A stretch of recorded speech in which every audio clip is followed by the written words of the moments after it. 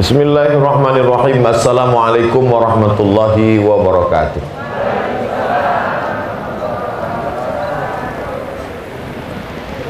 Alhamdulillah wassalatu wassalamu ala rasulillah wa ala alihi wa sahbihi wa man tabi'ahu wa mawalah.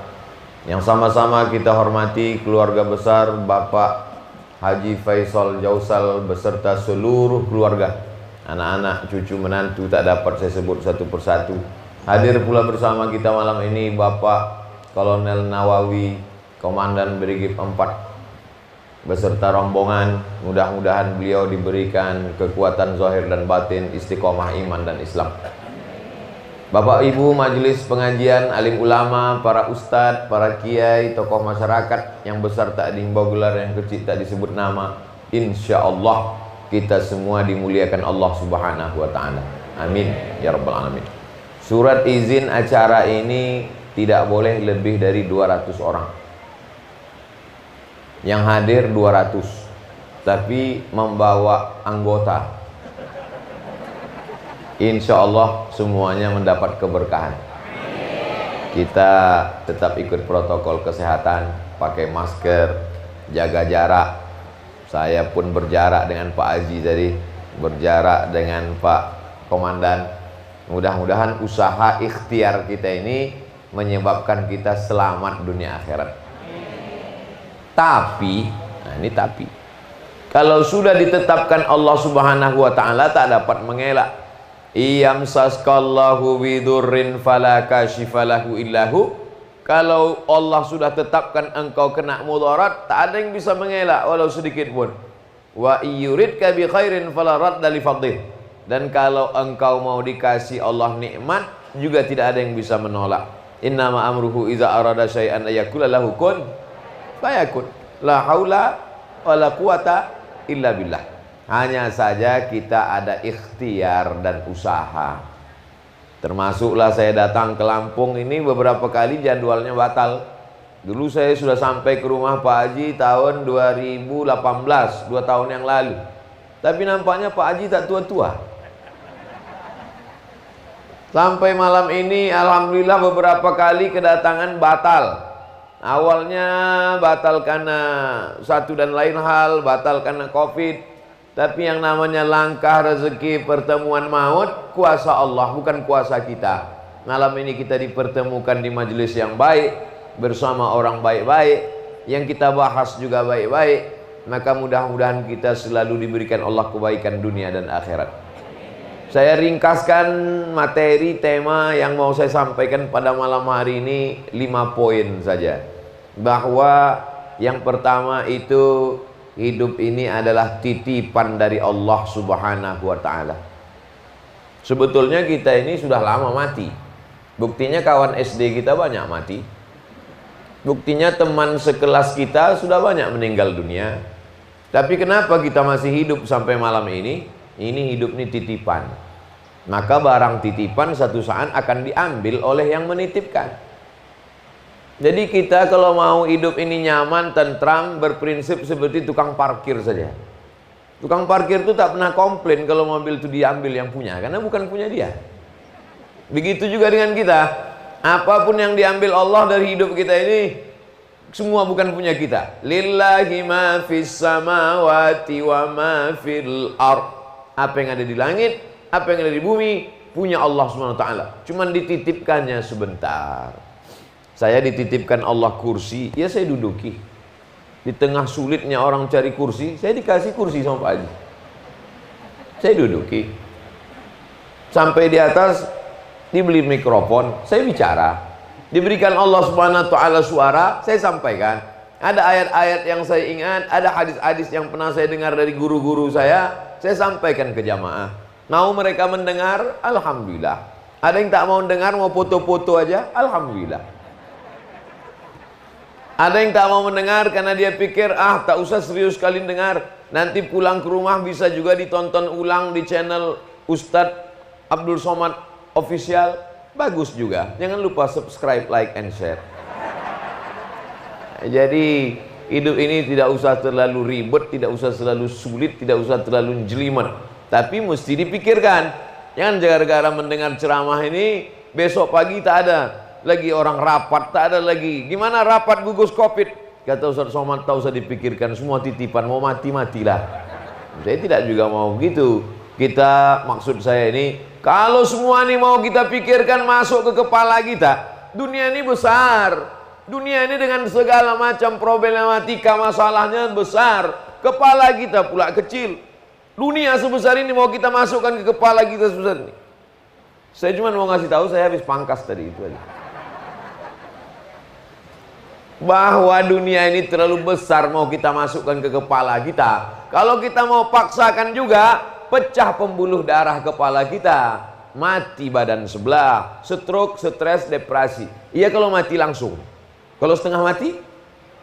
Nah, oleh sebab itu maka memperbanyak ibadah kepada Allah, meyakini bahwa hidup ini titipan. Allazi khalaqal mauta, Allah yang menciptakan mati, wal hayata, Allah yang menciptakan hidup. Kenapa Abdul Somad sampai malam ini kau masih hidup? Teman kuliahmu meninggal, kawan SD-mu mati, kawan sekolahmu dulu lebih dulu. Kenapa kau masih hidup malam ini Abdul Somad? Liyabluwakum ayyukum ahsanu amala. Karena Allah masih engkau mau beramal. Alhamdulillah malam ini saya beramal. Tadi siang beramal, ketemu dengan bapak-bapak, Pak Kolonel Nawawi beserta rombongan. Malam ini bertemu pula dengan keluarga besar sahabat tetangga jamaah Pak Faisal Jausal. Besok pagi belum tahu jadwal, belum saya tengok. Lalu kemudian besok akan pulang ke Jakarta. Sampai kapan kita berkeliling sampai malaikat maut mencabut nyawa? Yang kita inginkan kita istiqomah dan mati dalam keadaan husnul khotimah. Itu saja. Karena kalau kita pikirkan, oh dunia ini luar biasa Bapak Ibu yang dimuliakan Allah. Anak sekolah berpikir gimana supaya ranking tamat. Wali kelas ditekan bagaimana supaya semuanya lulus. Lalu karena wali kelas ditekan, akhirnya dia membocorkan jawaban ke siswa-siswi. Mahasiswa tinggi nilainya tapi penipu. Lalu kemudian ijazah dibeli S1, S2, S3. Setelah itu bekerja karena tidak sesuai kemampuan dipaksakan juga. Akhirnya bohong, curang. Maka akhirnya tidak ada hidup ini yang selesai daripada dosa. Tapi kalau kita hidup lurus, ihdinas siratal mustaqim, sesuai yang dijalankan, sesuai yang diperintahkan, sesuai dengan digariskan Allah Subhanahu wa taala, maka insya Allah hidup ini yang dicari adalah ridho Allah. Makanya kita bangun pagi kita katakan raditu billahi rabba wa bil islami dina wa bi Muhammadin nabiyya wa rasula. Kalau Allah sudah ridho, apapun yang kita minta dia akan kasih. Wala saufa yu'tika rabbuka fatarda. Ridho itu artinya, ridho itu senang hati. Orang kalau sudah senang hati, semua dia kasih. Kalau sudah tuan rumah senang hati, semua buah-buah keluar. Hand sanitizer siap 1 botol. Kalau sudah tuan rumah senang hati, semua tamu. Begitulah kalau sudah tuan rumah yang punya surga senang hati, salamun qaulan mir rabbir rahim. Maka semua kita ini kalau sudah senang hati Allah Ta'ala, kalau sudah ridho Allah Subhanahu wa Ta'ala, maka semua kita akan masuk ke dalam surga Allah Subhanahu wa Ta'ala. La yudkhilal jannata ahadakum amaluhu. Kamu masuk surga bukan karena amalmu. Bagaimana mau menembus surga beserta isinya cuman sholat sunat 2 rakaat? Gimana mau menembus surga beserta isinya sholat witir 3 rakaat? Maka sesungguhnya kita beribadah itu dari mulai baca Yasin, baca Al-Kahfi, khatam Quran, marhaban, sholawat, sunat, wudhu, itu semuanya tak lain tak bukan mencari ridha Allah Subhanahu wa ta'ala. Makanya kita berdoa tidak minta surga, minta ridha dapat surga, minta surga belum tentu dapat ridha. Makanya doa kita di antara rukun yamani sampai Hajar Aswad, Allahumma inna nas'aluka ridhaka wal jannah wa na'udzubika min sakhatika wan nar. Insyaallah acara kita malam ini untuk meraih ridha Allah. Mana habai wasatalahu fi rizqihi, siapa yang mau lapang rezekinya, wa yunsa'alahu fi asarihi, mau panjang umurnya, falyasil rahimahu, hendaklah menyambung tali silaturahim. Malam ini kita sedang menyambung tali silaturahim. Bahkan mungkin tinggal satu kota Lampung, satu provinsi, belum tentu ketemu. Tapi malam ini dipertemukan, alhamdulillah. Walaupun kadang kita sulit untuk mengenali orang sekarang, karena yang nampak matanya aja. Saya pun ceramah ini susah juga. Karena kalau dulu saya tahu respon masyarakat, entah dia marah, entah dia merengut, entah dia senyum, entah dia ketawa. Tahu saya. Sekarang saya tak tahu, matanya aja berkedip-kedip. Tapi saya sampaikan sesuai dengan yang kode etik selama ini saya pegang, 600 ml 60 menit. Selesai itu baca doa, selesai. Diamalkan atau tidak, sama-sama kita doakan. Mudah-mudahan semua yang disampaikan ini baik-baik diamalkan dalam kebaikan, insya Allah. Nah, Bapak Ibu yang dimuliakan Allah, yang pertama kita pahami bahwa hidup ini titipan Allah. Apa yang diberikan Allah ini titipan Dia. Kalau Dia mau ambil itu memang milik Dia. Maka kalau sudah Dia ambil, kita katakan inna lillah wa inna ilaihi. Bukan punya kita, lillah, punya Allah, wa inna ilaihi, balik kepada Dia. Dia yang punya, bukan punya kita. Makanya kadang kita kalau ketemu sama orang-orang yang hebat itu, hebat ya Pak ya, hebat ya Pak pejabat ya, hebat ya Pak ya. Apa kata dia? Ini titipan Allah Pak Ustaz. Tapi begitu titipan diambil, dia ngamuk. Katanya titipan. Kalau titipan diambil kok marah. Katanya titipan. Begitu diambil Allah nangis seminggu, matanya bengkak. Katanya titipan. Kalau titipan diambil tidak marah. Kalau titipan ketika diambil tidak terlampau berduka. Puncak dari kekesalan, kekecewaan adalah rasa memiliki. Ketika makin besar rasa memiliki, punya saya, milik saya, maka semakin kecewalah ketika dia hilang. Oleh sebab itu maka saya pernah lewat di suatu jalan, banyak tanah kosong, banyak sekali lah dibuat baleho besar, milik doktorandus haji, milik profesor doktor, milik bapak fulan. Rasanya mau saya buatkan aja baleho paling besar, dari ujung sampai sini milik Allah Subhanahu wa ta'ala. Semua ini titipan Allah. Kalau kita sadar pada prinsip ini, maka insya Allah sedih tetap ada, tapi tidak terlampau berduka, tidak terlampau. Penyakit orang modern adalah terlalu takut, terlalu sedih. Apa beda takut sama sedih? Takut terhadap masa depan, sedih terhadap masa lalu. Masa lalu sedih, masa depan takut. Ini sekarang banyak orang terlalu takut.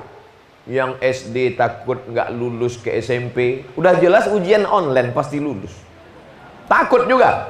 Yang sudah kuliah takut nggak kerja, yang sudah kerja takut kena PHK, yang sudah kerja takut nanti pensiun gimana, yang sudah kerja takut tak naik jabatan, naik pangkat. Akhirnya ketakutan. Memang yang ceramah ini udah nggak ada takutnya lagi. Jamaah mana tahu. Untung rasa takut itu disembunyikan Allah dalam hati dan tidak ditunjukkan tanda-tandanya. Bayangkan kalau sekali takut tumbuh satu tai lalat, sekali takut muncul satu tai lalat. Tiba-tiba yang ceramah ini wajahnya tai lalat semua isinya, dan bicara tentang masalah takut. Jamaah berbisik, alah ngomong takut, dia lebih takut lagi dari kita. Oleh sebab itu ketika Abu Bakar berada di dalam gua ketika mau hijrah, apa kata Nabi SAW? Abu Bakar waktu itu ketakutan, menggeletar dia. Apa kata Nabi SAW? Mazannuka bisnaini. Kalau kau sangka kita di gua ini cuman berdua, wahai Abu Bakar, fallahu salisuhuma, maka Allah yang ketiga. Kalau kita di sini ada bertiga, Allah yang keempat. Kalau di sini kita ada berempat, Allah yang kelima. Allah bersama kita. Maka la tahzan. Jangan takut, jangan sedih, jangan galau, jangan cemas. Itulah mengapa kalau orang takut, kita kuatkan hati dia, kita katakan banyak-banyak baca ayat kursi, banyak-banyak zikir, afdhul zikri fa'lam annahu la ilaha illallah. Tapi baca ayat kursi itu bukan cuma takut. Ini kadang orang baca ayat kursi cuma takut habis nonton film hantu aja. Baca ayat kursi itu apapun yang terjadi, ketakutan harta benda, ketakutan kehilangan keluarga, ketakutan bisnis, takut COVID, takut dengan PHK, maka ayat kursi itu sesungguhnya menguatkan dia. Siapa teman engkau yang abadi? Allah. Adakah Tuhan selain dia? La ilaha illa huwa. Apakah dia hidup? Al-Hayyu, dia maha hidup. Apakah dia mengatur hidup kita? Al-Qayyum. Apakah dia mengantuk, lelah, letih, lesu? La ta'khudhuhu sinatun wala naum. Apakah dia punya kuasa? Lahu ma fis samawati wa ma fil ard. Adakah yang bisa menolong selain dia? Man dzalladzi yashfa'u indahu illa biiznih. Tahu tak dia apa yang berterlintas dalam hati Abdul Somad? Ternyata Somad juga punya rasa takut. Ya'lamu ma baina aydihim wa ma khalfahum wa la yuhituna bi syai'in min 'ilmihi illa bima syaa'. Bagaimana kekuasaan Allah? Wasi'a kursiyyuhus samawati wal ard. Sulitkah dia mengatur hidup kita, memberi kita rezeki? Wala ya'uduhu hifzuhuma wa huwal aliyyul azim. Dibaca itu malam, dijaga Allah sampai besok pagi. Dibaca habis subuh, dijaga Allah sampai zuhur. Dibaca habis zuhur, dijaga Allah sampai asar. Itulah yang menguatkan kita. Kadang ada tetangga kita ini nggak sholat, nggak puasa, tapi PD-nya luar biasa. Kok nggak ada rasa takut? Enggak. Kenapa? Tuyul saja satu kontainer. Punya hantu jembalang tanah. Kita hilangkan itu semua. Kita minta tolong hanya kepada Allah. Iyyaka na'budu wa iyyaka nasta'in. Habis 10 menit. Masuk pembahasan yang kedua. Setelah kita pahami bahwa hidup ini adalah titipan, lalu yang kita cari adalah ridha Allah, masuk pembahasan yang kedua. Ada jalurnya masing-masing. Haji Faisal Jausal jalurnya lewat jalur bisnis, usaha, harta benda. Bapak komandan kita lewat jalur tentara, TNI, marinir. Ada pula anak Pak Faisal lewat jalur DPR, legislatif. Abdul Somad dengan jalur dakwah, tabligh, tausiah, khutbah. Ibu-ibu dengan jalur mendidik anak-anaknya. Yang hebat-hebat ini Haji Faisal, Pak Komandan, Pak Kolonel Nawawi, Bapak anggota dewan, tak dapat saya sebut satu persatu. Semua laki-laki yang hebat-hebat ini dilahirkan oleh perempuan. Betul. Jadi kalau gitu yang hebat ini laki-laki apa perempuan? Mengaku semua mereka, Pak. Jadi maksud saya, jangan perempuan merasa nggak punya peran. Dia mencari ridha Allah dengan kekuasaannya, dia mencari ridha Allah dengan hartanya, dia mencari ridha Allah dengan legislatifnya, dia mencari ridha Allah dengan ceramahnya. Lalu kami dengan apa? Dengan mendidik anak-anak bisa jadi pengusaha, bisa jadi tentara, bisa jadi ulama, bisa jadi anggota dewan. Yang bisa mendidik itu adalah ibu-ibu. Betul apa betul? Memang nggak ada pilihan lain, cuma dua, betul atau betul sekali. Oleh sebab itu ketika saya ceramah ke Malaysia, saya sebenarnya cuma mau ngasih tahu bahwa saya ceramah ke Malaysia, itu aja sebenarnya. Waktu saya ceramah ke Malaysia, datanglah ibu-ibu, makcik, Ustadz Abdul Somad, ya makcik, saya nak jumpa dengan emak Ustadz Somad. Kan saya yang ceramah, kenapa mau jumpa emak saya? Saya mau tanya bagaimana dia mendidik anak-anaknya. Dia mau bertanya, maka kalau ada hari ini anak yang sukses dan berhasil, itu adalah keberhasilan ibunya. Betul? Tapi kalau ada anak yang error, sakau, kata si ibu, itu pasti bapaknya. Oleh sebab itu ibu ini luar biasa. Makanya Nabi Musa alaihissalam itu di dalam Quran tidak ada disebut satu cerita pun tentang ayahnya.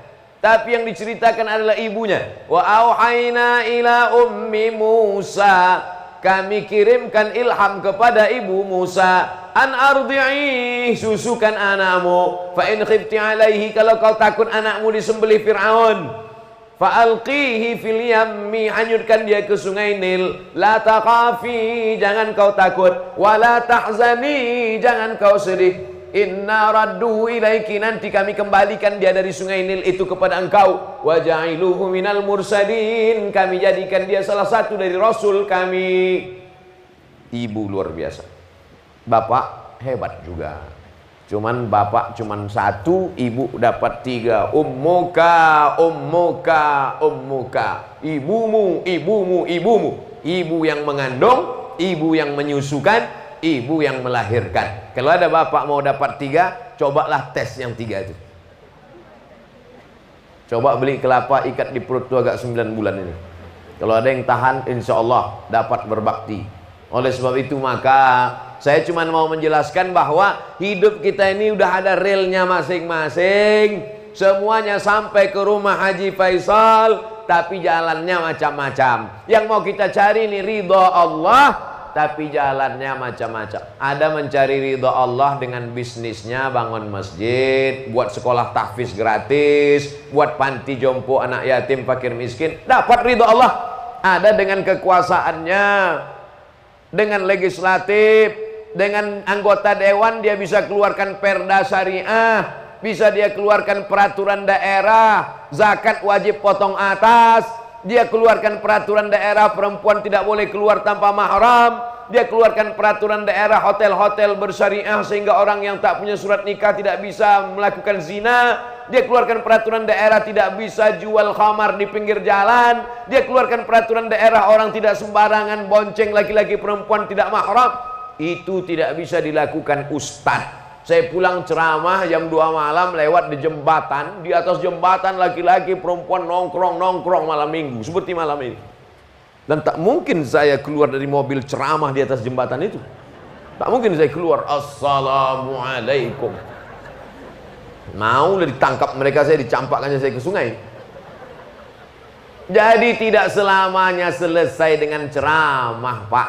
Tak selamanya selesai dengan khutbah, Bu. Maka ini ada jalur kita masing-masing dan jangan saling menyalahkan. Apa itu anggota dewan itu? Kerjanya cuma makan tidur aja, kata yang nggak terpilih. Apa itu orang kaya itu? Nganggar-nganggarkan duitnya aja, kata yang sakit hati.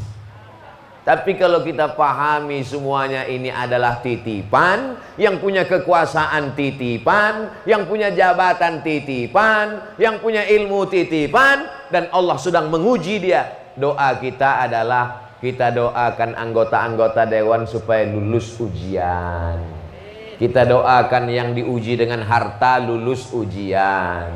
Kita doakan yang dengan jabatan kekuasaan lulus ujian. Jadi kita kalau sudah kita doakan orang, bangun kita malam. Kalau bangun malam yang paling afdol dilaksanakan sekali pertama sholat sunat wudu.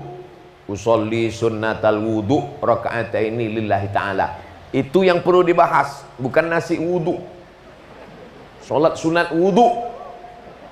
Aku mendengar suara sendalmu sudah bergeser di surga, wahai Bilal. Bilal berkulit hitam. Didengar Nabi suara sendalnya bergesek, kresek, kresek, kresek, kresek. Bilal, aku dengar suara sendalmu sudah di surga. Hebatnya Bilal, orangnya masih di Madinah, sendalnya udah masuk surga duluan. Apa amalmu Bilal? Kata Bilal, aku tidak pernah meninggalkan sholat sunat wudhu. Makanya bangun malam mandi. Kalau nggak tahan mandi, wudhu. Kalau nggak tahan wudhu, tayamum. Nggak juga tahan tayamum, innalillah. Nusolli sunnatal wudu, habis sholat sunat wudu, sholat sunat taubat, habis sholat sunat taubat, sholat sunat hajat, habis sholat sunat hajat, sholat sunat tahajud, habis sholat sunat tahajud, sholat sunat witir, habis witir masih sempat baca yasin sekali, habis itu istighfar, habis itu sholawat, habis itu la ilaha illallah. Kalau dilaksanakan ini dari awal sampai akhir jam 4, insya Allah pas selesai azan subuh. Kalau di Riau, di Lampung saya tes nggak bisa, karena di sini lebih cepat azan subuhnya. Tapi saya yakin orang Lampung bangunnya lebih awal. Betul? Takut dia bilang betul. Insya Allah. Nah oleh sebab itu terserah. Saya tidak pula mau menelpon jamaah satu-satu. Bangun, tahajud. Enggak. Sebab kita nanti akan dipertanggungjawabkan di hadapan Allah masing-masing. Yang sudah melaksanakan, alhamdulillah. Yang sudah saya kasih tahu ada niat baik, alhamdulillah. Yang sudah tahu nggak mau tahu, na'udzubillah. Sudah dikasih tahu makin nggak mau tahu, innalillah. Yang penting sudah disampaikan. Oleh sebab itu maka ini amanah masing-masing. Selesai sholat itu kita doa di waktu malam. Ya Allah, ini ada saudaraku yang kau uji dengan harta, ada saudaraku yang kau uji dengan jabatan, ada saudaraku yang kau uji dijadikan anggota legislatif, ada saudaraku yang kau uji dengan popularitas. Maka luluskan dia dengan ujian ini supaya dapat ridhamu ya Allah. Langsung Allah kirimkan malaikat. Apa kata malaikat? Amin. Kabulkan doa orang ini, kau dapat yang sama seperti yang kau doakan. Bagi nampaknya kita mendoakan orang lain, tapi sebenarnya kita sedang mendapatkan doa untuk diri kita sendiri. Itulah gunanya mendoakan orang lain. Daripada kita sirik, busuk hati, dengki, hasad, dendam kesumat. Orang rumah baru, naik jantung koroner. Orang ganti mobil baru, naik asam lambung. Penyakit yang paling mengerikan adalah hasad. Iblis keluar dari surga bukan karena kafir. Iblis percaya sama Allah. Iblis tidak pernah digoda setan. Mana berani setan goda iblis? Tan, kita goda? Enggak, bos kita tuh. Apa dosa iblis? Dosa iblis itu hasad. Hasad itu apa? Karohatun nikmah alal mun'ami alaih. Tidak senang melihat orang lain dapat nikmat. Kursi orang lebih tinggi dari dia, berkerut keningnya. Contohnya siapa? Kursi saya lebih tinggi. Bukan salah saya, Pak Haji buat nyusun gini. Saya di ceramah di mana-mana berdiri, malam dikasih kursi, duduk saya. Orang susah-susah beli kursi, saya dikasih kursi. Oleh sebab itu maka karahatun nikmah alal mun'ami alaih. Tak senang melihat orang lain dapat nikmat. Ngelihat foto Abdul Somad nembak pakai senapan, kena sakit hati. Melihat Abdul Somad duduk di rumah Haji Faisal Jausal, kumat jantung koronernya. Oleh sebab itu tidak ada cara lain kecuali ikut senang melihat kesenangan orang lain, ikut susah melihat kesusahan orang lain. Ikut senang melihat kesenangan orang lain, namanya tahniah. Ikut susah melihat kesusahan orang lain, namanya takziah. Malam ini kita sedang tahniah atau takziah? Tahniah. Ikut senang melihat kesenangan orang lain, ikut bangga melihat kebanggaan orang lain, ikut berlapang dada melihat nikmat yang diberikan Allah kepada orang lain. Hidup ini simple, hidup ini mudah, hidup ini senang, hidup ini tidak jelimet, seribet, sesulit yang kita bayangkan. Kalau hidup ini kita bayangkan ribet, jelimet, sulit, susah, payah, itu wajah kita macam jeruk purut dipijak gajah. Bayangkanlah itu cemana lekuk-lekuknya. Oleh sebab itu maka nampak orang senang, kita ikut senang. Nampak orang sehat, kita ikut sehat. Nampak orang senyum, kita ikut senyum. Cuma hati-hati juga, kadang kita senyum, orang senyum, yang disenyumkan orang kita. Oleh sebab itu maka pahami ini semua, bahwa kaya itu ujian, susah juga ujian. Bahwa jadi rakyat jelata itu ujian, punya jabatan dan kekuasaan juga ujian. Menjadi orang awam itu ujian, menjadi ulama berilmu juga ujian. Siapa yang paling mulia di hadapan Allah? Yang paling takut kepada Allah Subhanahu wa ta'ala. Ada orang kaya takut sama Allah lebih baik daripada miskin gak takut sama Allah. Ada orang berilmu takut sama Allah lebih baik daripada orang jahil gak takut sama Allah. Inna akramakum indallahi atqakum. Yang paling mulia di antara kamu di sisi Allah, atqakum, yang paling takut kepada Allah. Ibu-ibu yang hadir ini semua adalah perempuan yang takut kepada Allah. Dari mana Ustaz tahu? Tak ada satupun rambut yang nampak. Itu menunjukkan dia takut kepada Allah, memperlihatkan rambutnya. Laki-laki yang hadir ini semuanya adalah laki-laki yang takut kepada Allah. Dari mana Ustaz tahu? Karena ketika saya bicara, dia diam. Dalam hatinya, mana saya tahu? Oleh sebab itu maka ketakutan kepada Allah itulah yang membuat kita tidak jadi buat dosa. Ketakutan kepada Allah itulah yang dipesankan oleh khotib hari Jumat. Apa pesan khotib? Ittaqullah, takutlah kepada Allah. Kalau sampai khotib lupa menyampaikan pesan itu, batal khutbah Jumat. Kalau batal khutbah Jumat, batal sholat Jumat. Kalau batal sholat Jumat, imam mesti sholat zuhur. Laki-laki mesti ingat ini rukun khutbah. 5 rukun khutbah. Alhamdulillah, solawat, ayat, wasiat takwa, doa. Kamu tadi sholat Jumat? Iya Pak Ustaz. Cukup rukun khutbah? Gak tahu. Lain aliran masjid itu Pak Ustaz, tiba-tiba komat aja. Rupanya dia yang tidur dari awal sampai akhir. Bukan masjid itu lain aliran. Nah, oleh sebab itu maka laki-laki yang balik berakal mestilah 1 pekan 7 hari 24 jam kali 7, maka dia mesti mendengar ke telinganya pesan khotib, takutlah kepada Allah. Makanya saya kalau khutbah pas pesan takut itu memang saya gas setinggi-tingginya. Takutlah kepada Allah. Di mana saya tengok jamaah yang paling nunduk, di situ saya paling kuat. Takutlah kepada Allah. Kenapa? Karena mungkin dia nggak dengar ceramah, mungkin dia nggak nonton YouTube, mungkin dia nggak dengar radio. Itulah pertama dia mendengarkan pesan takut kepada Allah. Kalau sampailah saya pakai slow, jamaah yang dimuliakan Allah, marilah takut kepada Allah. Kipas anginnya kencang, dia habis makan, didengarnya itu macam lagu Nina Bobo.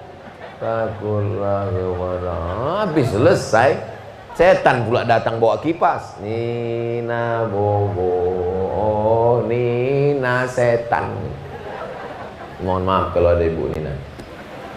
Bapak Ibu yang dimuliakan Allah Subhanahu wa taala, pesan yang kedua adalah pahami bahwa semua profesi kita ini adalah jalan menuju ridho Allah, bukan tujuan. Menjadi anggota dewan bukan tujuan, menjadi polisi dan tentara bukan tujuan, menjadi ustadz bukan tujuan, menjadi bisnismen orang kaya bukan tujuan. Itu hanya jalan untuk mencari ridho Allah, bukan ridho Roma, ridho Allah. Kalau ada orang kaya bangun masjid sampai dapat ridho Allah. Kalau orang punya jabatan, dipakainya jabatannya itu untuk menolong agama Allah, dapatnya ridho Allah. Yang paling mengerikan, ada orang perbuatannya perbuatan akhirat, tapi ternyata yang dicarinya dunia. Itulah yang paling saya takutkan. Kalau ada ustadz ceramah, ada manusia perbuatannya perbuatan akhirat, tapi ternyata yang dicarinya dunia. Dalam hati saya, jangan-jangan aku yang sedang di sini. Kelihatannya perbuatannya akhirat, ceramah, khutbah, tapi yang dicarinya dunia, yang dicarinya popularitas, yang dicarinya kesenangan orang, yang dicarinya materi. Maka senantiasa saya nasihati diri saya, hati-hati Abdul Somad, jangan-jangan kau masuk dalam golongan ini. Adapun orang yang nampaknya mencari dunia, yang dicarinya harta, yang dicarinya jabatan, tapi sebenarnya dengan harta dan jabatannya itu mencari akhirat. Mana yang lebih baik? Orang yang nampaknya mencari dunia tapi sebenarnya mencari akhirat, atau yang kelihatannya mencari akhirat tapi sebenarnya mencari dunia? Saya tahu pertanyaan ini terlalu berat untuk Dilan. Oleh sebab itu Bapak Ibu yang dimuliakan Allah Subhanahu wa taala, pahami bahwa profesi pekerjaan semuanya ini hanyalah cara jalan mencari ridha Allah. Masuk yang ketiga. Pertama, hidup adalah amanah titipan Allah. Selesai. Setelah dipahami hidup ini amanah, berarti hidup ini ada jalan masing-masing mencari ridha Allah. Selesai. Setelah kita paham, kita beramal. Yang terpenting dari semuanya, yang ketiga adalah istiqomah. Ketika saya ajak jamaah berdoa istiqomah, mudah-mudahan kita semuanya istiqomah. Amin. Ada satu bapak-bapak yang diam aja. Loh, bapak kok nggak bilang amin? Saya sudah dapat Pak Ustaz. Rupanya nama istrinya Siti Istiqomah. Orang yang istiqomah itu, wa in hurriqta au qutti'ta, walaupun kau dibakar, walaupun kau dipotong-potong, tak berubah sedikit pun. Sekali la ilaha illallah, tetap la ilaha illallah. Ini banyak orang ketika susah la ilaha illallah, sholatnya ke masjid sampai 6 kali, subuh, zuhur, asar, maghrib, isya, duha, di masjid. Begitu rezeki mulai lancar, mulai ketemu seminggu sekali sholat Jumat, makin lancar, sholat Idul Fitri pun masbuk ketinggalan. La ilaha illallah Muhammadur Rasulullah. Oleh sebab itu istiqomah ini yang paling sulit. Makanya ketika ada sahabat Nabi, ya Rasulullah, berikanlah aku pesan satu saja ya Rasulullah. Jangan kau berikan panjang-panjang, pendek saja pesannya. Kalau sudah kau pegang ini, aku akan mati dalam ini dan tidak kutanya kepada orang lain. Apa kata Nabi? Satu saja. Qul amantu billah tsumma istaqim. Istiqomahlah. Sebelum duduk jadi anggota dewan istiqomah, setelah duduk istiqomah. Sebelum sukses istiqomah, setelah sukses istiqomah. Sebelum dapat jabatan istiqomah, setelah dapat jabatan istiqomah. Sampai akhirnya mati dalam keadaan la ilaha illallah. Itulah istiqomah itu.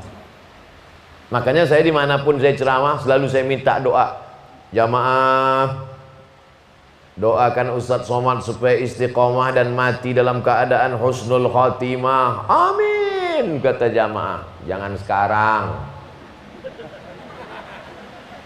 Bapak Ibu yang dimuliakan Allah Subhanahu wa taala, syarat untuk istiqomah ini bagaimana sih caranya Pak Ustadz? Sering-sering ngelihat orang sakit. Insya Allah kalau selalu nengok orang sakit tuh istiqomah. Itu jurus itu saya amalkan sendiri, saya temukan sendiri, saya amalkan sendiri. Saya dalam sebulan itu mesti ada ke rumah sakit, melihat jamaah atau ngelihat dokter, atau nggak ada pasien saya datang aja sendiri. Ditanya sama security, mau kemana Pak Ustadz? Nggak ada, nengok orang sakit aja. Bapak Ibu pun pulang dari sini nanti takut Pak Ustadz nengok orang sakit nanti ada yang kena COVID, ya tetap ikut protokol kesehatan. Kalau dia itu kena pasti ada karantina khusus, tidak akan mungkin dibebaskan oleh rumah sakit. Maka melihat orang sakit itu baru kita sadar. Sudah berapa lama terbaring di sini Bu? Sudah 4 bulan Pak Ustadz. Sakitnya apa? Sakitnya ini adalah mesin cuci darah sebesar kulkas di samping. Darah keluar, pakai selang masuk ke dalam, dibersihkan di dalam, masuk lagi ke dalam. Sekali cuci berapa lama Bu? 5 jam paling cepat Pak Ustadz. Berapa lama di sininya? 5 jam Pak Ustadz. Sakitnya lagi, uangnya lagi. Sekali cuci 2,5 juta, seminggu 4 kali, 10 juta habis untuk itu. Barulah sadar kita bahwa selama ini buah pinggang kita ini gratis. Barulah kita sadar paru-paru kita ini free. Barulah kita sadar berapa nikmat besar Allah. Fabi ayyi ala'i rabbikuma tukadziban. Kenapa masih kau dustakan nikmatmu?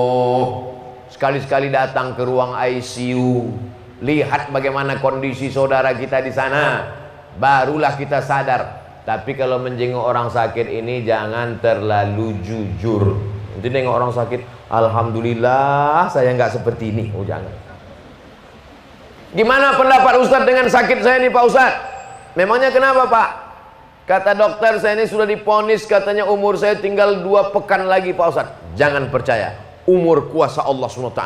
Di sana rumah sakit yang satu lagi ada pasien yang sudah diponis, katanya 2 bulan mati, sudah 2 tahun nggak mati-mati, malah dokter tuh mati duluan. Bangkitkan semangat dia, kuatkan. Jangan malah kita membuat dia down, drop dan jatuh. Gimana pendapat Ustadz tentang sakit saya ini Pak Ustadz? Kalau ngelihat nih nampaknya nggak sampai hari Jumat gol. Jangan, bangkitkan semangat dia. Lan tamuta nafsun, orang tidak akan mati qabla an tastakmila rizqaha wa ajalaha, sebelum rezekinya penuh, sebelum ajalnya sampai, orang tidak akan mati. Itu janji Allah. Jadi kalau ada orang mati berarti sudah 2, rezekinya penuh, ajalnya sampai. Bro, bolak-balik orang bertanya saya, Ustadz makanannya apa? Biasa makan nasi. Ustadz minumannya apa? Biasa air putih. Saya tahu pertanyaan dia itu, kenapa Ustadz nggak mati-mati? Selama rezeki belum penuh, selama ajal belum komplit, orang tidak akan mati. Berapa banyak orang bunuh diri tak mati-mati? Berapa banyak orang makan pil tidur tidak mati-mati? Padahal menurut perhitungan dia kalau dimakan ini 15, insya Allah mati. Tidak, kata Allah Subhanahu wa ta'ala. Berapa banyak orang yang mengikatkan lehernya, ditambatkannya ke kayu, melompat dia, bukan dia mati, kayu itu patah. Berat dia 200 kilo. Oleh sebab itu maka ini pelajaran buat kita, bahwa kita istiqomah apapun yang terjadi, diantaranya dengan cara melihat orang sakit. Kalau tidak mempan juga ngelihat orang sakit, ada dosis yang lebih berat lagi, melihat orang mati. Cuman sekarang orang mati pun nggak bisa dilihat, dibungkus pakai plastik. Kena COVID tak bisa dilihat. Pak Ustadz, bagaimana tetangga kami hubungan dekat, jiran, orangnya baik, sekarang dilarang disolatkan karena dia dalam plastik. Solatkan dari atas kuburnya. Tahu di mana kuburnya? Iya, solatkan dari atas. Kalau dia laki-laki, pada bagian kepala. Kalau dia perempuan, pada bagian pinggang. Allahu Akbar. Al-Fatihah. Allahu Akbar.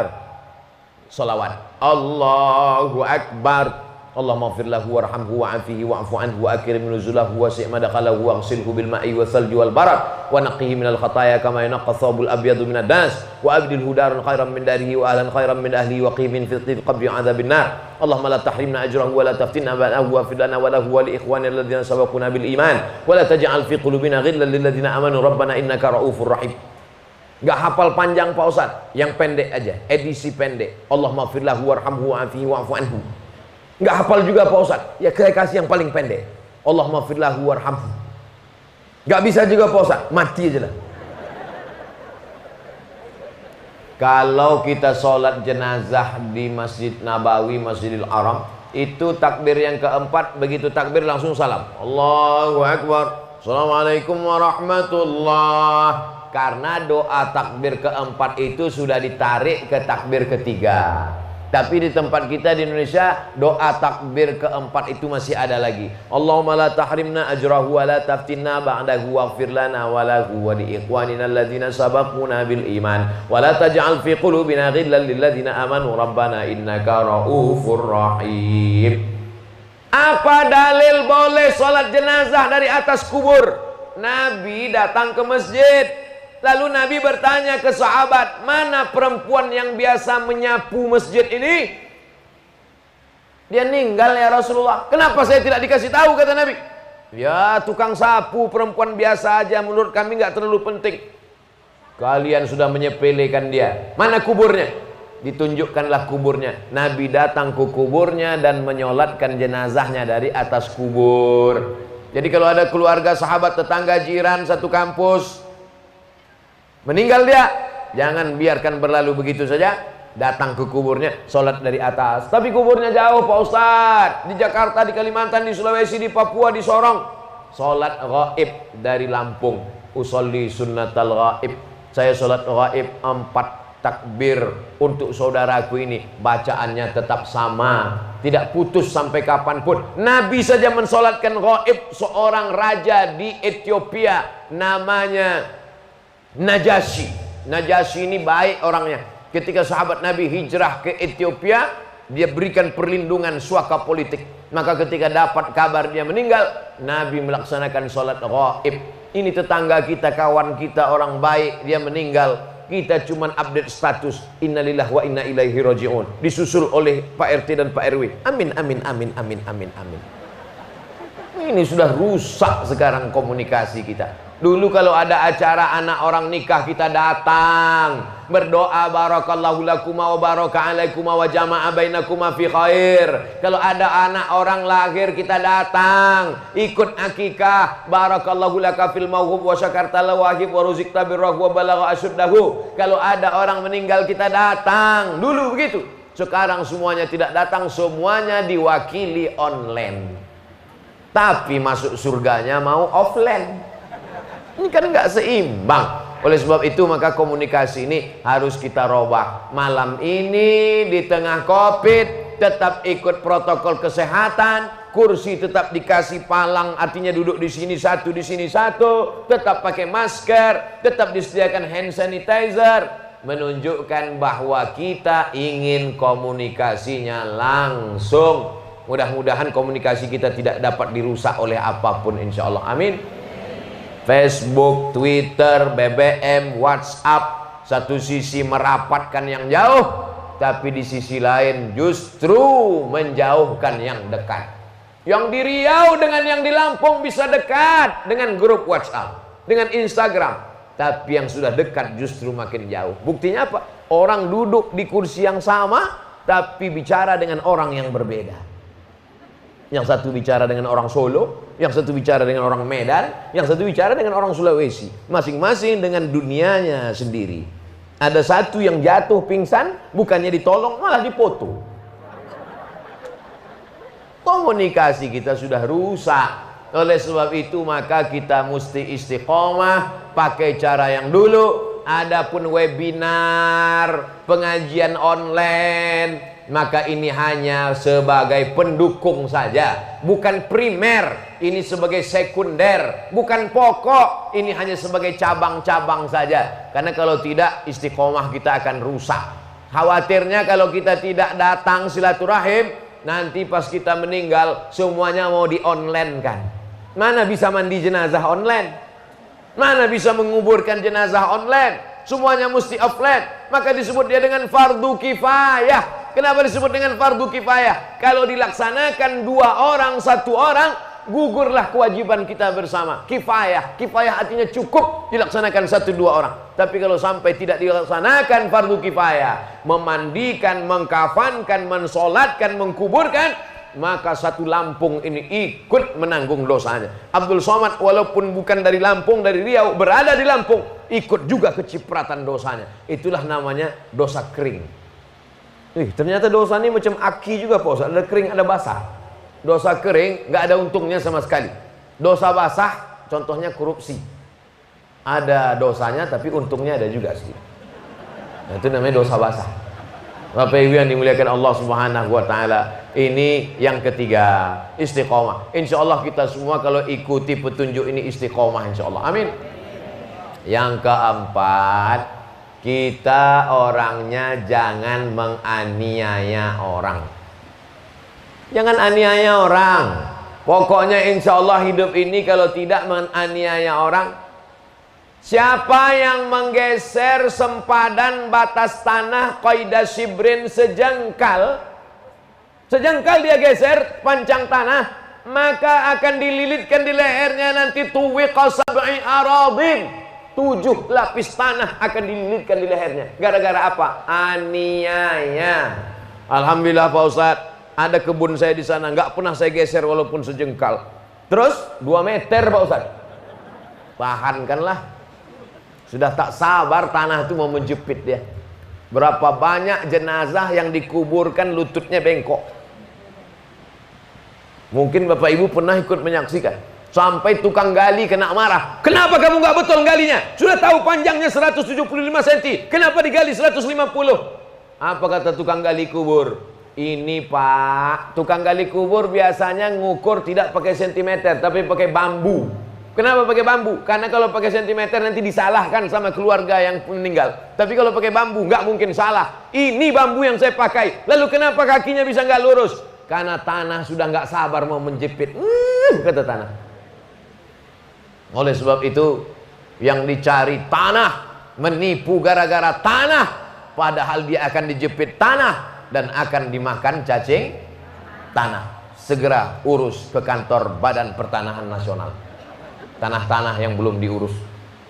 Apa hubungannya Pak Ustadz? Karena sengketa tanah berawal dari surat menyurat yang tidak betul.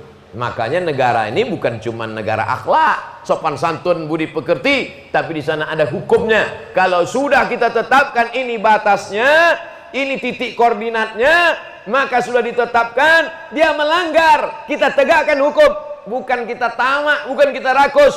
Aku mau meluruskan batas ini supaya engkau tidak mati dalam keadaan su'ul khatimah. Nih poin yang keempat, jangan sampai menganiaya orang. Makanya ceramah nggak boleh lama-lama sampai teraniaya orang. Berapa sinetron Korea hilang malam ini? Ustadz Somad menyindir menyakitkan hati kami Pak Ustadz. Oh serba salah kalau saya ceramah memikirkan hati orang. Saya cerita narkoba, yang anaknya kena narkoba dia marah. Saya cerita selingkuh, yang orang selingkuh marah. Jadi kalau gitu saya cerita apa? Cerita sabar aja lah. Mari kita sabar. Kaki kita diinjak orang, sabar. Suami kita diganggu pelakor, sabar kan ya. Oleh sebab itu maka saya tidak pernah berpikir orang tersinggung atau tidak selama saya tidak ada niat menyindir. Yang penting saya sampaikan apa yang ada dalam Quran, saya sampaikan apa yang ada dalam hadis, saya sampaikan fatwa para ulama. Setelah itu kuserahkan kepada engkau ya Allah. Tapi menganiaya orang saya tidak mau. Sampai hari ini alhamdulillah Walaupun dulu mengajar di kampus mahasiswa 25 orang, di akhir semester saya tetap ngomong, adik-adik mahasiswa-mahasiswi sekalian, selama kita 16 tatap muka, potong pertemuan pertama, potong mid semester, dan hari ini UAS, ujian akhir semester, ada di antara kalian yang pernah tersinggung sakit hati dengan saya mohon maaf. Mau kan kalian memaafkan saya mahasiswa-mahasiswi? Mau Pak Ustadz, kata mereka senyum. Disangkanya nilai bisa A semua. Oleh sebab itu maka jangan aniaya orang. Kalau ada hutang piutang bayar. Sebelum sampai ke rumah Pak Haji tadi saya sempat buka-buka internet, ada berita 5 jurus menghadapi resesi ekonomi. 1, bayarlah hutang. Itu kata dia, bukan kata saya. Kata berita. Kalau nggak percaya cari nanti judulnya, 5 jurus menghadapi resesi ekonomi, bayarlah hutang. Karena yang membuat orang nyawanya tidak sampai ke langit, sampai-sampai orang yang mati syahid itu dapat 4, Bapak. Orang yang mati syahid tidak merasakan sakratul maut. Orang yang mati syahid tidak merasakan azab kubur. Orang yang mati syahid tidak merasakan hisab. Orang yang mati syahid langsung masuk surga. Ilat lain kecuali hutang. Dan sekarang orang memang hutang-hutang, semua di rumah hutang, mobil hutang, rumah hutang, baju hutang, panci hutang, kompor hutang. Satu-satunya yang lunas istrinya, karena Pak Kua nggak ngasih hutang. Pak Kua, ini boleh nggak kredit? Mesti tunai, kata Pak Kua, dengan sebentuk cincin emas, tunai. Andai boleh kredit, itu pun hutang juga. Islam membolehkan hutang. Siapa bilang Islam nggak membolehkan hutang? Tapi kalau sudah jatuh tempo mesti bayar. Kapan kau bayar hutangmu? 1 Januari Pak Ustadz. Tanggalnya nggak penting, tahunnya 1 Januari. Tahunnya tahun berapa? Kalau dia tidak mampu, fanaziratun ila maisarah, berilah dia waktu sampai dia mampu. Dulu janjinya kapan? 1 Januari 2020. Sekarang sudah masuk bulan September, mau habis lagi belum juga. Kapan? 1 Januari 2021. Oke, 4 bulan lagi ya. Oke, ya. Sampai Januari 2021 saya datang kepada dia. Saya datang bukan saya tamak, saya datang bukan saya benci. Saya datang mau menyelamatkan dia supaya jangan sampai dia menjadi orang yang zalim. Aniaya ini luar biasa. Apa kata Nabi? Ittaquz zulma. Jangan kamu lakukan perbuatan zalim, fa inna zulma zulumatun yaumal qiyamah. Karena kezaliman akan menjadi kegelapan pada hari kiamat. Ini 1 Januari 2021. Kapan bayar? Saya nggak mampu juga lagi Pak Ustadz. Jurus yang ketiga, kalau sudah tak mampu juga, antasaddaqu khairul lakum, sedekahkan lebih baik. Nampaknya lebih banyak pula bensinku menagih daripada yang mau kau bayar. Oleh sebab itu ambil ajalah, itu lebih afdal. Tapi yang menghafal ayat ini yang ngasih pinjaman, bukan yang minjam. Ini sekarang banyak yang ngapal ayat ini yang minjam. Pas kita tagih, kapan kau bayar? Wa antasaddaqu khairul lakum, kau sedekahkan lebih baik. Itu ayat untuk aku, bukan untuk kau. Oleh sebab itu maka hutang piutang ini tak terelakkan. Ada nanti hari kiamat orang datang menghadap Allah, bisyamin, puasanya banyak, wa zakatin, zakatnya banyak, wa hajin, hajinya banyak, sedekahnya banyak, infaknya banyak. Tapi ternyata amalnya yang banyak dihabiskan orang lain gara-gara apa? Hutang. Orang yang berhutang makan haram. Harta warisan tidak boleh dibagi sebelum bayar hutang. Harta warisan tak boleh dibagi sebelum keluarkan wasiat. Mim ba'di wasiyatin, keluarkan wasiat. Audain, hutang. Setelah wasiat keluar, hutang keluar, barulah bagi harta warisan. Sekarang orang seenaknya saja bagi harta warisan. Rupanya wasiat belum diputuskan, rupanya hutang belum dibayarkan. Akhirnya ruko-ruko sudah dibagikan. Tak lama sesudah itu tertulis di pintu ruko, jangan dibeli, ruko bermasalah. Ustadz kok tahu? Lama jadi ustadz banyak jamaah yang curhat. Jamaah yang dimuliakan Allah Subhanahu wa taala, jangan zalim. Tukang cucimu, tukang laundrymu, securitymu, driver supirmu, tukang cleaning servicemu, office boy kantormu, hari ini mereka teraniaya, tapi nanti di akhirat maliki yaumiddin, Allah yang berkuasa. Saat itu apa kata Allah? Hai orang-orang lemah, hai security, hai driver, hai pembantu, hai office boy, ambil amalnya. Dihabiskan amalnya, habis semuanya, habis amalnya ya Allah, apalagi yang bisa membayar. Ambil dosamu, transferkan ke dia. Inilah orang yang masuk neraka bukan karena zina, bukan masuk neraka karena narkoba, bukan masuk neraka karena minum khamar, masuk neraka karena zolim. Saya yakin dan percaya Bapak Ibu tak ada yang zolim. Sampai-sampai tidak boleh zolim kepada jin. Tidak boleh istinja pakai tulang onta, tulang kambing, tulang kerbau. Di gurun pasir tak ada air, mau istinja pakai tulang. Kata Nabi, innahu ta'amu ikhwanikum. Tulang-tulang itu adalah makanan kalangan jin. Kalau kalian pakai untuk istinja najis, berarti kalian zolim kepada jin. Kita diajarkan di Indonesia ini berperi kemanusiaan. Islam mengajarkan berperi kejinan. Makanannya kalian ganggu. Menetes air mata kucing ketika melihat rumah makan besar-besar tulisan santapan lezat, tak tinggal tulang. Kata kucing, mak aku pun tidak dapat lagi sekarang. Habis semuanya. Padahal manusia diajarkan tidak boleh mengganggu, tidak boleh menghabis.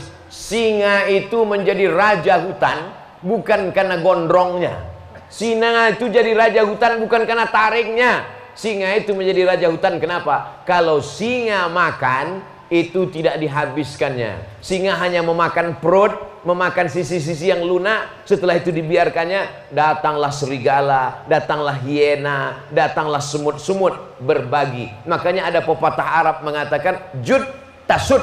Kalau kau orang yang dermawan, kau maka akan bisa menjadi pemimpin. Jud tasud. Kalau kau dermawan, suka berbagi, maka kau akan jadi pemimpin. Tapi ini diarahkan pada yang positif. Karena filosofi jud tasud ini sekarang dipakai juga untuk calon-calon menyebarkan amplop. Kalau kau dermawan, kau pasti akan menang pilkada. Nah, itu nggak betul. Oleh sebab itu maka jud tasud artinya adalah yang positif-positif. Maka jangan aniaya, jangan zolim, jangan merendahkan orang lain. Antulqiya akhaka biwajhin talqin. Jangan kau sepelekan perbuatan baik walaupun menghadapi orang dengan wajah yang cerah. Yang terakhir, yang kelima, kita ini akan berpisah tapi kita tidak pernah putus hubungan. Karena kalau putus hubungan berarti la yadkhulul jannah, tak masuk surga. Qati'ur rahim, orang yang memutuskan tali silaturahim. Oleh sebab itu kita tidak pernah putus. Kenapa? Saya mungkin setelah ini berpisah dengan Pak Kolonel Nawawi, saya berpisah dengan Pak Haji Faisal Jausal, saya berpisah dengan ibu dan bapak sekalian, tapi kita tetap bersama dalam doa. Saya yakin bapak dan ibu mendoakan saya. Betul? Nampaknya tidak. Bapak ibu mendoakan saya bukan setelah sholat, di dalam sholat bapak ibu mendoakan saya. Apa doa bapak ibu untuk Abdul Somad? Assalamualaikum ayuhan nabiyyu wa rahmatullahi wa barakatuh. Wassalamu alaina wa ala ibadillahis. Disitulah masuk Abdul Somad. Assalamualaikum ayuhan nabiyyu, keselamatan untukmu wahai Nabi Muhammad di kota Al-Madinah Al-Munawwarah. Wassalamu alaina, keselamatan untuk kami yang ada di Lampung. Wa ala ibadillahis salihin, keselamatan untuk semua hamba-hamba Allah yang saleh. Dan kita insya Allah saleh karena selesai wudhu kita minta jadi orang saleh. Allahumma ja'alni minat tawabin wa ja'alni minal mutatahirin wa ja'alni min ibadikas. Makanya habis wudhu nggak boleh tasbih. Habis selesai wudhu nggak boleh tasbih. Tasbih itu artinya memainkan jari jemari. Tasbih artinya membuat jaring-jaring ke jari jemari lalu membunyi-bunyikannya. Kenapa? Rusak hati. Padahal tadi sudah berdoa, Allahumma ja'alni minat tawabin wa ja'alni minal mutatahhirin wa ja'alni min ibadikas salihin. Selesai wudu, langsung masuk masjid, maka penutup doa sebelum salam, assalamu alayna wa ala ibadillahis salihin. Makanya ibu yang mengandung anak doanya Rabbi habli minas. Ada ibu waktu mengandung Rabbi habli min legislatif. Itu bonusnya. Kalau sudah soleh bisa jadi legislatif. Kalau sudah soleh bisa menjadi orang kaya. Kalau sudah soleh bisa menjadi polisi dan tentara. Kalau sudah soleh. Tapi syarat yang pertama adalah soleh. Perempuan, makanya diantara doa Rabbi habli minas salihin, Allahumma ja'al abna'ana wa banatina minas salihin wa salihat. Maka tidak ada jalan lain kecuali doa. Ad-doa silahul mu'min. Doa itu senjatanya orang beriman. Ad-doa mukhul ibadah. Doa itu otaknya ibadah. Jadi kalau dia dalam komputer itu ada motherboard, otaknya. Kalau manusia ini berfungsi otaknya, kalau asupan darah dari jantung tidak sempurna naik ke otak, bisa kena stroke. Maka otak daripada ibadah itu adalah doa. Maka sesungguhnya di dalam solat itu pun isinya doa. Rabbighfirli warhamni wajburni warfa'ni warzuqni wahdini wa'afini wa'fu anni. Allahumma inni a'udzubika min adzabi jahannam wa min adzabil qabri wa min fitnatil mahya wal mamat wa min syarri fitnatil masiihid dajjal. Solat itu isinya doa, tapi doa bukan solat. Ini banyak juga orang sekarang kok nggak solat? Yang penting berdoa aja Pak Ustaz. Nggak bisa, karena orang solat belum tentu dia doa belum tentu mewakili solat. Tapi solat itu adalah isinya sebagiannya adalah doa. Makanya di majelis apapun kita doa. Kenapa tadi protokol mengatakan Ustaz Somad sampaikan tausiah, nanti di akhir ditutup dengan doa? Karena setiap majelis itu dihadiri malaikat-malaikat, dan kalau kita berdoa, doa kita itu pun insya Allah diaminkan oleh para malaikat. Tadi saya mulai jam 8.15, sekarang pas jam 9.15. 600 ml. Lupa saya melihat. Padahal kalau melihat botolnya botol kecil setengah jam cukup. Tapi karena standar kita di mana-mana 60 menit. Nanti kalau ada yang bertanya, berapa lama Ustaz Somad ceramah di rumah Pak Haji Faisal Jausal? 60 menit. Apa yang disampaikannya? Ada 5 poin. Apa yang 5 poin itu? Aku pun tak ingat apa-apa aja gitu. Aku ngantuk kali waktu itu. Bisa diulang lagi insya Allah karena ada rekamannya. Dan insya Allah hafal kaji karena diulang. Pasal jalan karena dilalui. Jalan di hutan itu bisa jadi jalan kalau kita lalui sering lewat, maka tak akan tumbuh rumput-rumput. Begitu juga pikiran kita ini kalau selalu diisi dengan pengajian, selalu diisi dengan zikir, maka tak akan tumbuh bisikan-bisikan setan yang senantiasa datang kepada manusia. Alladzi waswisu fi sudurin nas minal jinnati wan nas. Di akhir majlis mari kita sama berdoa kepada Allah, minta ampun atas silap dan salah. Astaghfirullahalazim, astaghfirullahalazim, astaghfirullah.